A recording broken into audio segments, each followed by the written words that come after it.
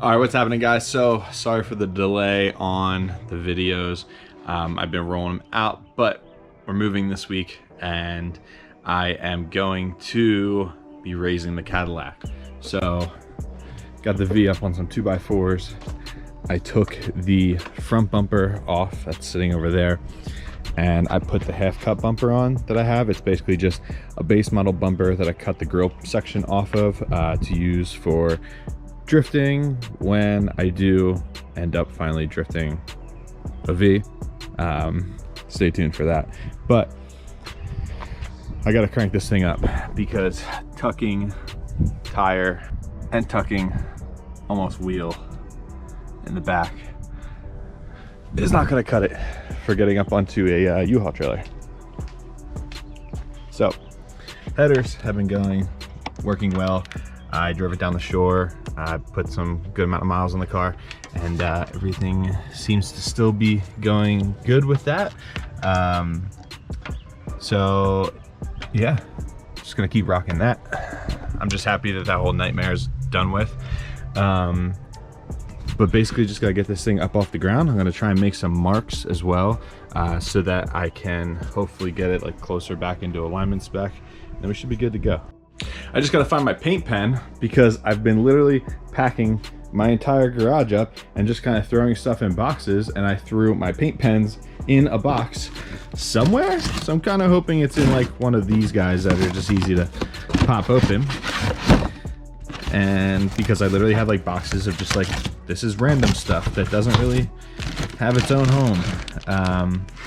I think it's in this box. So I'm gonna get the paint pen, and then what I'm gonna do is make marks so that I can put the coilovers back where they were when I get down to Florida, and hopefully have it be within like a close enough alignment spec after doing that, that the car is like still easy enough to drive before I end up actually raising it, doing the subframe stuff, and putting these 265 Kendas on that I had from the 3000. Yo, I'm gonna be completely honest. This is a workout. So I marked where I was lowered at with the white paint pen, and this is how much I've come out of the base so far. I'm trying to raise it so that I can get the tube to like the top of this hole, so I just have a point of reference on both sides, and it should be then the same height. But holy crap, I've been twisting and twisting and twisting. Fine thread kills you with this kind of stuff. It gets hard, like once I got to like here, it started getting really tough, because I feel like at this point you're really just pushing the suspension downward. But yeah, I'm just gonna keep pushing, and I'm actually gonna take a measurement to see how much further I think I have, because if it was in this far, so that's like 2 3/4 of an inch, 2 3/4 of an inch down there. Oh my god, come on, I gotta be so close. So yeah, I'm just gonna keep cranking, and like I said, make that paint pen mark so that I know where to go back. And it really kills your hand, the inside of your palm, when you're doing this, because you just gotta keep cranking. Of course, now I'm like exhausted. I'm telling you, this is tough. All right, so I finally got it up past this hole, so I can only see like the bottom of a thread there. But I just noticed, look at my upper control arm. My ball joint is pressing out of the top. Now I suspect that probably has something to do with the car being so low and it being at a crazy angle. So I guess it's safe to say it's time to replace these 132,000 mile front ball joints with some freshies. And while I'm pulling the whole assembly out to do so, I might as well do some front upper control arm bushings as well. So looks like, along with the rear end getting a full suspension overhaul and bushing overhaul, looks like we're gonna be doing the same to the front, boys. All right, so this is a major downside of the cts-v1 suspension. It's that this perch can it collects everything, moisture, dirt. Look at that. This is after 2 years of driving. Well, actually not, less than that. I've cleaned this out before and I vacuumed it out. So I'm gonna make it a point to get back in here and keep vacuuming this out when I come back in to lower the car. But basically it's a shock spring setup, and you have your adjuster over here. So what I'm doing is just using a wire brush to get all the debris off the top threads so that the collar is not really fighting anything to spin upward. So once I get that all cleaned up, I will loosen the top one, and then we'll begin cranking this top or the bottom one down. I'm also going to spray some penetrating oil on the bottom threads, so when they start hitting that, it'll be easier to spin. And then same with the shock. I'm going to spray a little bit of penetrating oil in there as well, and it also has the little guide hole right here, that whenever I'm back here servicing anything, brakes or whatnot, I always spray a little bit of penetrating oil in here and in the top so that it has a fighting chance to resist seizing. All right, so this is cranked up to a point where it's not too far, like there's still a couple threads engaged. And then crank this one up again until the sight hole. Now it shortens the shock length, so it's probably gonna be sitting on the bump stops for the trip, but this gets me the most height that I can possibly get out of it. So I'm just gonna rock it. Like I said, it's not gonna be driving on this setup other than on and off of a trailer. So I'm gonna spray this guy right here to let it soak for the next week or so, basically. And I'm gonna get the other wheel. All right, I don't know if you guys are ready for a look at this. It looks like it has no motor in it. Look at this thing. Look at this thing. Look at the wheel gap. This car literally looks like it has no motor in it.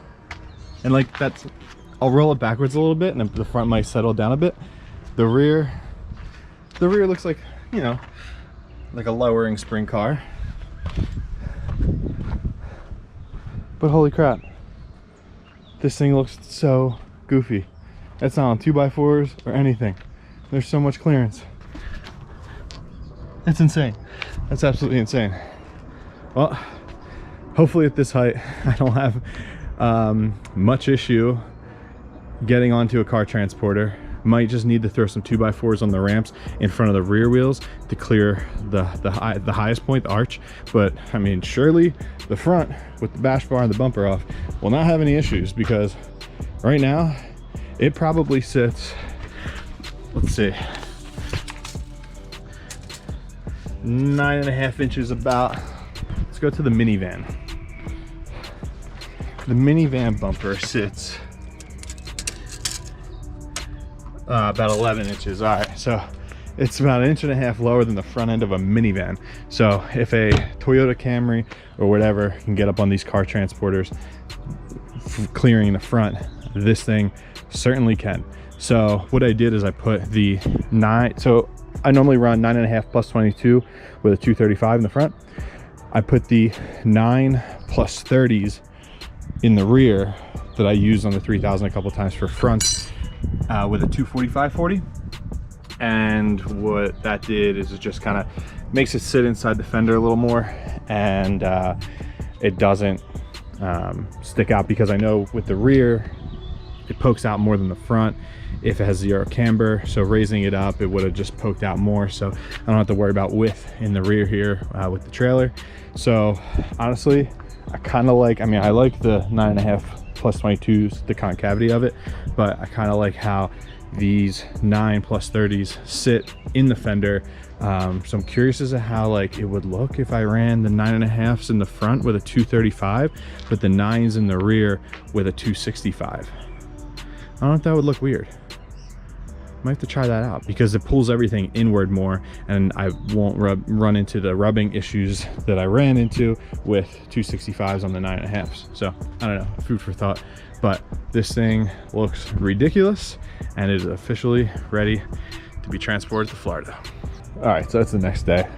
I can show you guys with some better lighting because the sun went down how freaking goofy this thing looks. Look at the wheel gap. Look at the ride height. It looks like a monster truck. Like, it looks like I built this thing for like a gambler. Sick. and all I need to do is air up these rear tires because they're aired down from when I used them as fronts on the 3000, and it's actually nice to know that they fit. And I realize I have a third one of these, so I have 3 9 plus 30s. So I want to see if maybe I can get